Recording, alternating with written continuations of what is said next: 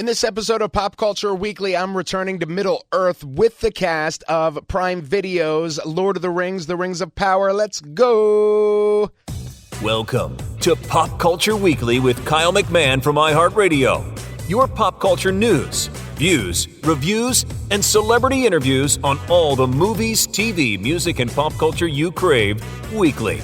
Here's Kyle McMahon. Net. What's up, and welcome to Pop Culture Weekly with Kyle McMahon. I, of course, am Kyle McMahon, and I am here for you, to talk about pop culture and, interview our favorite actors and performers and entertainers and the people that create and all of that stuff. And I love what I do, and it's all because of you. Today, I'm returning to Middle Earth once again to speak with Prime Video's The Lord of the Rings of Power cast. Once again, we just had him on a few episodes ago, but there's a lot that has gone on in Middle Earth since then. So I am going to be talking to Charlotte Brandstrom, who is the director, and Alex Disanoff, who is the cinematographer. And then, of course, I talk with Charlie Vickers once again, Sauron himself, Markella Kavenagh, Eleanor Brandyfoot, and Charlie Vickers, who plays Sauron, is back, as well as Benjamin Walker and Robert Aramayo, who plays Elrond. Benjamin Walker, of course, plays High King Gil-galad. Cynthia Addai-Robinson, who plays Queen Regent Muriel, and Markella Kavenagh returns, who plays Nori Brandyfoot. So let's just get right into it. We have so much to cover in Middle Earth. We'll start off with director extraordinaire Charlotte Brandstrom, along with cinematographer Alex Disanoff. Thank you both so much for speaking with me. And congratulations on the success of Lord of the Rings of Power. I've been a fan since day one. It's such an incredible, epic series. And I wonder, as these numbers have come out, 40 million people have watched since, in the last 11 days. How does that feel as creators for you to know something you've put your, heart, soul, blood, sweat, and tears into is resonating around the world? I mean, of course, it feels, makes you happy and satisfied and everything. But it also feels like our work, or my work, is done somehow. You have let it out, you let it go. So, when you hear this, it's extremely, satisfying, and makes you actually really pleased and happy that many people can see your work. But there's not much you can do about it anymore. That's true. How about for you, Alex? Yeah, I think it's obviously really a unique experience to have, your work seen by so many people. But again, it is like you can't control it once it's out of your hands. And so it's just it's kind of icing on the cake, I guess. Even if one person saw it and liked it, we still did it. And we're proud of what we did. So I think it's just, again, it's kind of a nice little icing on the cake. Yeah, I love that. Charlotte, were you, and actually this is for both of you, but were you fans of the work before? And the films are obviously, as a film buff, iconic, and if you were fans of the books and the films, do you feel a sense of responsibility or nervousness, or are you able to be like, I'm gonna do my spin on this? Well, I didn't really know to buy spin, because obviously our stories are the second age and Peter Jackson's films are the third age. So it's completely different time. So it could also be different since it's a real prequel. I'm a big fan of Peter Jackson. I was a big fan of the features. We've seen them many times, and I always refer to them because I love them. And I had read the books. I had read the books when I was 15. My parents had given them to me. So I knew of them, and I very, very much enjoyed reading. I only read the books once, but I've seen Peter Jackson's films probably many times. But thereafter, when we got these scripts, it's totally different, because it is obviously a second age. and also we made like Sauron a real character, that he was never that in Peter Jackson's film. So we wanted to make something different. And I feel like what the shortness wanted is to make him a real character, to understand where people were coming from, to understand their backgrounds. Even our troll has a background here. Right. And I believe I think series today is very much about character. So I think it was very exciting that way to actually give life to them. But early on. Yeah. Thousands of years before. So we had like a lot of freedom to do something different. Yeah. And Alex and I actually did, when we came in, we did the first season together as well. And we created that look for Mordor with the ashes and the orange light. And that was something completely different that we had free hands to do. Yeah. And you were very inspired by the fires, right? Yeah, by real wildfires that I had seen in my own life, and kind of that, using real earth to inspire Middle Earth.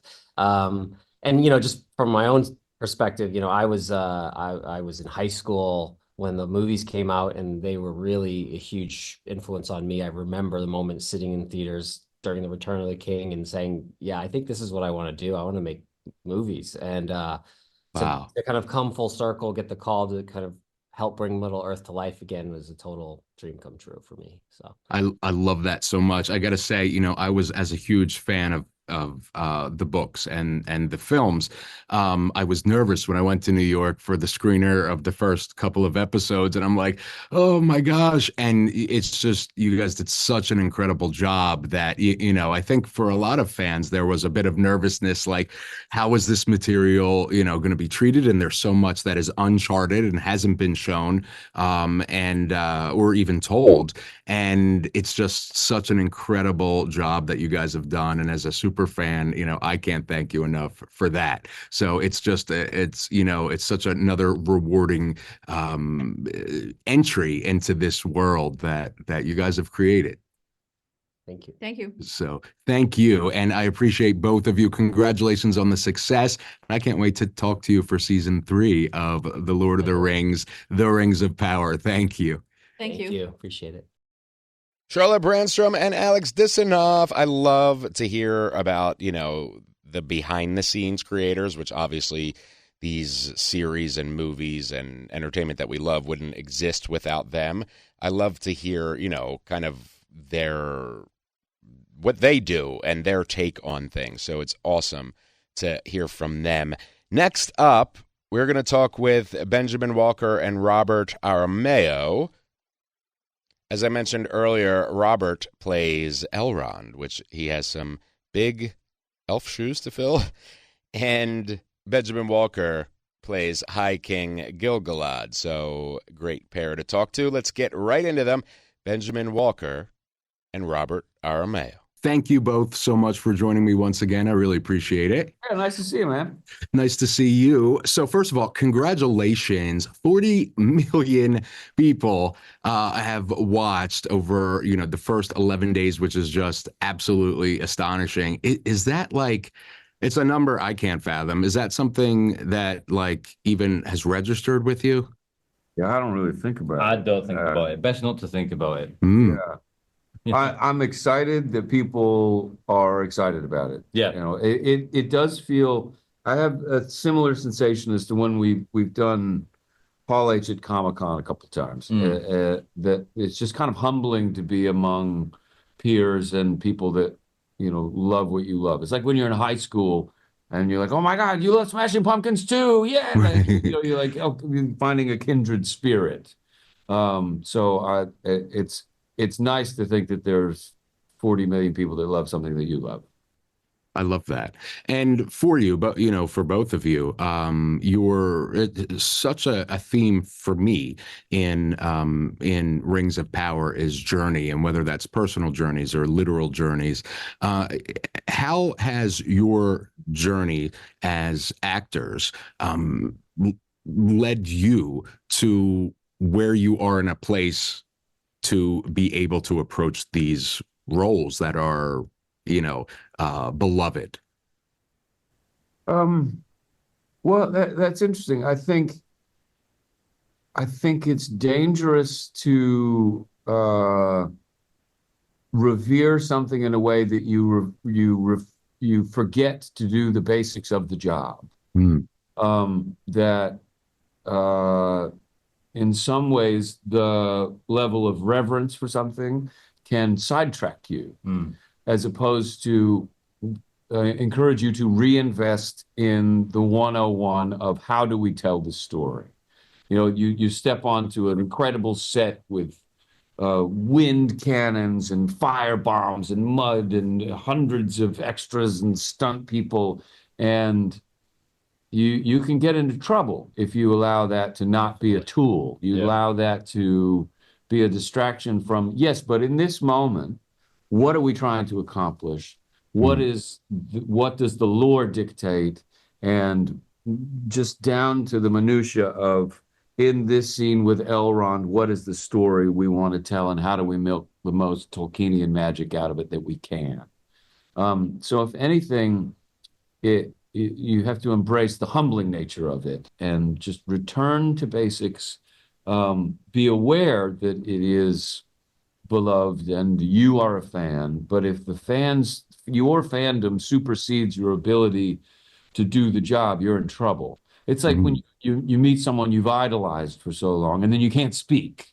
We don't want to find ourselves in that position, as opposed to approaching it like something we've done our background, we've done our preparation, we trust our support.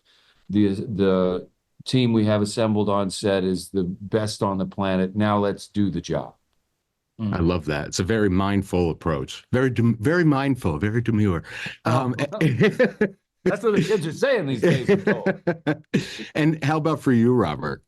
Yeah, I was just thinking about, just to pick up off what Ben said there. It's like, I remember, like, in the first season, there was a lot of scenes between me and Ben where, like, you know, we'd turn up usually in that round podium thing. Yep. And have these scenes, you know. And one of the highlights for me, weirdly, was that in episode 5 or something like that, we have one scene together, me and Ben, which was like what it used to be in the first season. It was just me and Ben having a conversation about what we were going to do. And it's moments like that I really enjoy, because me and Ben, for example, I think we've got a very similar vocabulary on the work. And if you've got a teammate, if you've got somebody who you feel like you're really on a team with, and you're both working together just to tell this story and to make it as clear as possible, then if that's honored, then you can have loads of fun off of that. And it opens the door to have all these different conversations and creative conversations. But, you know, so you feel thankful in that moment for having somebody who you feel like you're a teammate with. But it extends beyond actors as well to everyone you work with on the show, because there's just so many people that work on this, and they're all so passionate about it. You have to double down in the fundamentals and return to the source material continuously. But that's also one of the joys of the job. Is one aspect is we get paid to read Tolkien for a living. And it has worked. It all comes in concert beautifully. And as a fan of the work, the series is just an excellent, new, exciting chapter, if you will, for us. So thank you for that. Thank you both for speaking with me again. I can't wait for everybody to see the last couple episodes of season 2 of Rings of Power, only on Prime. Thank you. Thank you. See you again soon.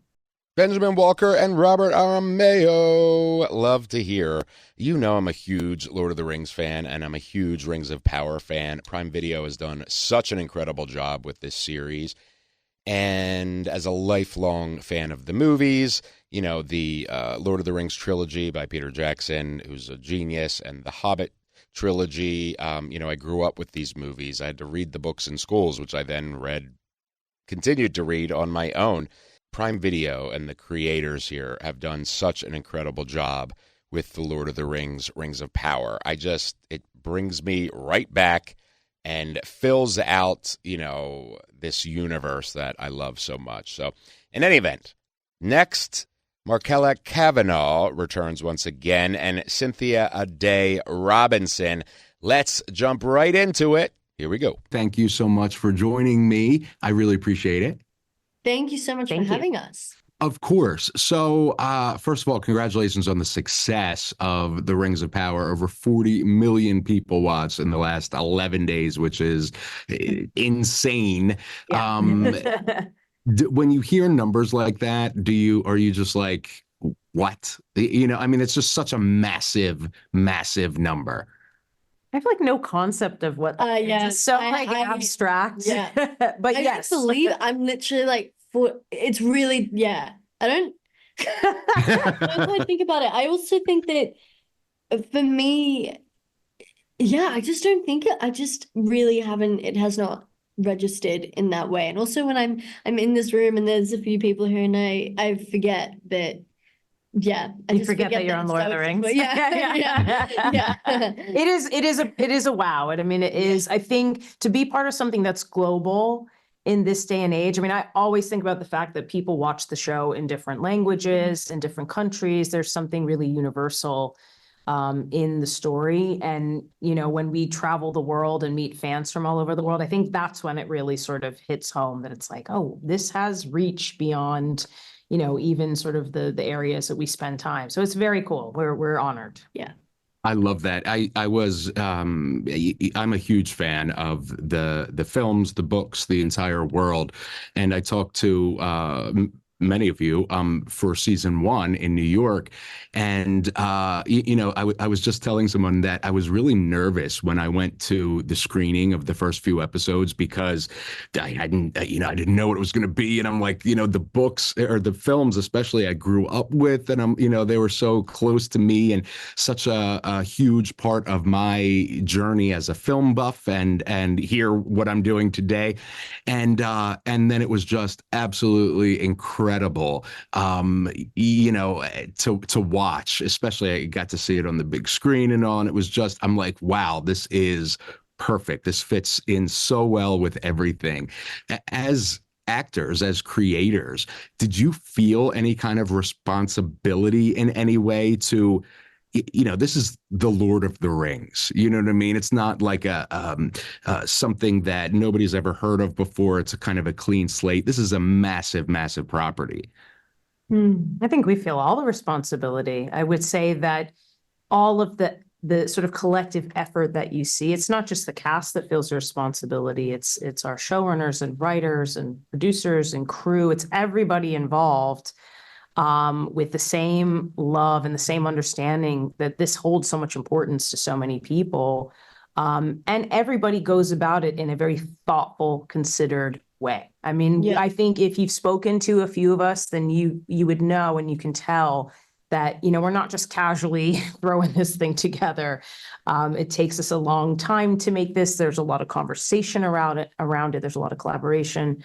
And we absolutely take that responsibility very seriously. Yeah. I love that. And for both of your characters, and many characters in the films, or in the films and the books and the series, journey is such a huge integral part of the story, whether that's a personal journey or a literal journey.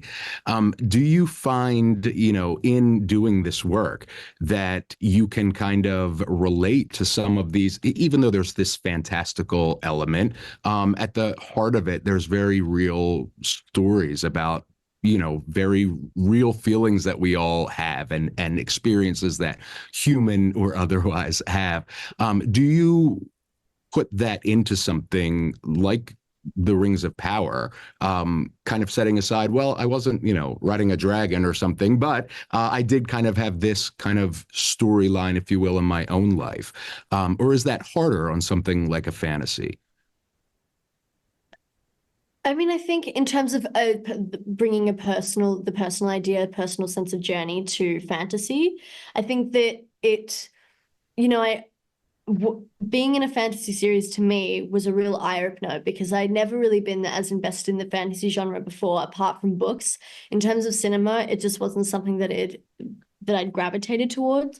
And I think that this was amazing because fantasy, it's the same themes of love and loss and community and diversity and all of those things, but is in a fantastical context. And so in some ways, I really understand why people and audiences go and really love seeing these series and the films and the books, because it's a way to confront your own, whatever you're going through personally, but at a bit of a distance, with visual effects and music and a different world. It's not like a street you're recognizing, or so it is a kind of a way to really feel and be moved by these stories, but also be really entertained. So in that sense, I really love that you've brought up journeying, because I think, yes, journey is really important in these series and these books, but it's also what people are living day to day. So it's just taking the day to day and just heightening it in this magical, well, not magical, but these fantasy lands. That's amazing. Thank you both so much. I really appreciate it. And I can't wait for everybody to see the last few episodes. And then we have a wait. But the last few episodes of The Lord of the Rings, Rings of Power on Prime. Thank you both. I really appreciate it. Thank you so much. Markella Kavenagh and Cynthia Addai-Robinson. Love talking to them. Love having them on. And last but not least, Sauron himself, Charlie Vickers. Hey, Charlie, great to speak with you again. You too, Kyle. Good to see you. It's been you as well. It's been a few weeks since we last talked, and in the meantime, 40 million people have watched in the first week or so. What is that like for you when you hear a number like that? I mean, it's great. It's cool. I'm very removed from that world, but it's great to know people are watching and people are enjoying the show, and because ultimately you make it for fans of Tolkien and people to enjoy and take from it what they will. So it's cool to know that we're sharing it with the world. Yes, I love that, and as a fan, I love everything that you and the entire cast and crew are feeding us. It is very very good. So, and I'm trying to be, again, as I always am when I talk to you, as spoiler free as possible. But there's a couple of episodes left, and you are for this season, you are in many ways a god, in many ways. Also being humanized in many ways. How was that for you as an actor to kind of be able to play a, first of all, iconic role that, but that has room for both of those sorts of things and everything in between? I think that's part of the real challenge and joy of doing this character, right? Because we, like, the character has a lot of complexity and levels that are maybe not evident when you just sort of when you hear the name Sauron, because he's been popularized as the giant eye, and he serves the purpose of evil in this story. But if you go back through the Silmarillion and all the different writings of Tolkien, there is so much there about his character and his appreciation of art and craftsmanship and his desire for order and the healing of Middle Earth. And for me, it's like, that's the real challenge and privilege of the character, is having everything stem from that and not just being like, I'm evil going around twiddling my twirling your mustache. Yeah. And do you find that when you play such a character, as you said, that's known through many generations and many cultures and languages, that there is any responsibility to the fandom or the man himself, or are you able to separate that and be like, okay, I'm not going to think about any of that. I'm going to be Charlie, putting myself into this character? Of course, I understand that there's a huge amount of responsibility, and we see ourselves, I guess, as custodians of this world right now. And I don't really think about it. It's funny, I never really think about it when I'm filming. There's this extra level of expectation, but you can't help it when you're doing these tours. You're meeting so many people and so many amazing fans and the community, and you hear their voices and their critiques and the things they love. That's one of the most special parts of this job. And you just want to do it justice. So you do feel like that. But as far as when I'm actually on set, you're so far removed from that, and you're just in the bubble of making what you're making, that I can forget it, which is nice. That is nice. And, it's interesting that you bring up, I didn't think about it until just now, but you are out there meeting people unrestrained. And, I'm sure at a much bigger level, I get, weird tweets and hate mail and all those kinds of things. And I'm sure you get it at a much higher level. What has been your most interesting kind of critique or fan reaction that you were taken back by, or called a security guard or something? Yeah, what have I had? It was actually a memorable one sticks out. When I was filming the start of season 2, and one of the supporting artists, as I was walking to the loo, said, "Oh, that's not how Tolkien wrote the ending, was it?" And just kind of smiled at me and then walked away. And I was like, so that was quite a funny interaction. But I take it was very lighthearted. It was Right. a reference to the end of season 1. But that's one that sticks out to me. But everyone's always so nice and kind. I mean, at San Diego, people were just so loving in everything they offered, and really appreciative of the hard work that everyone's putting in. Yeah. And I think that's a testament to you and everybody's work on the series, because it is just such a enjoyable journey, both literally and physically, for the viewer and for many of you. So, Charlie, thank you so much once again for speaking with me. I can't wait for everybody to see the rest of season 2 of Rings of Power, and I'll talk to you for season 3, only on Prime. I can't say enough about the Lord of the Rings of Power. I was talking to many of you online on Reddit and Instagram about, each episode as it was debuting, so we could talk together. And it's been so awesome to hear your thoughts while I share my thoughts and, get different insights from you on, what you think of the show. It does have some haters, but it is a hugely successful show.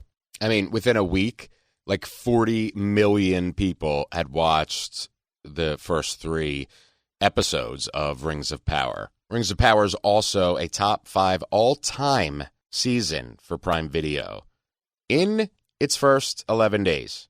And it's been number 1 most watched on the top 10 of Prime Video since season 2 debuted. Prime Video also hit huge numbers overall for season 1 and 2, with nearly 150 million people around the world watching season 1. And now with the season finale about to air, 55 million global viewers for season 2 in just a few weeks. It's pretty incredible. It's 200 million people watching your series. It does a great job. I want to know what you think. Hit me up on social, or if you're using the iHeartRadio app to listen, hit that talkback button, and you'll be able to send me a voicemail, which I just may play right here on the show. All right, that's it for this week. We have a lot of cool stuff coming up with spooky season here. I will talk to you soon. I love ya. We out. Thank you for listening to Pop Culture Weekly. Hear all the latest at popcultureweekly.com.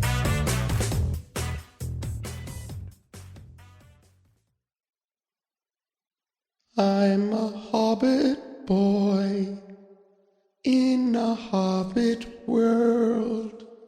I'm a hobbit boy. Are you a hobbit girl?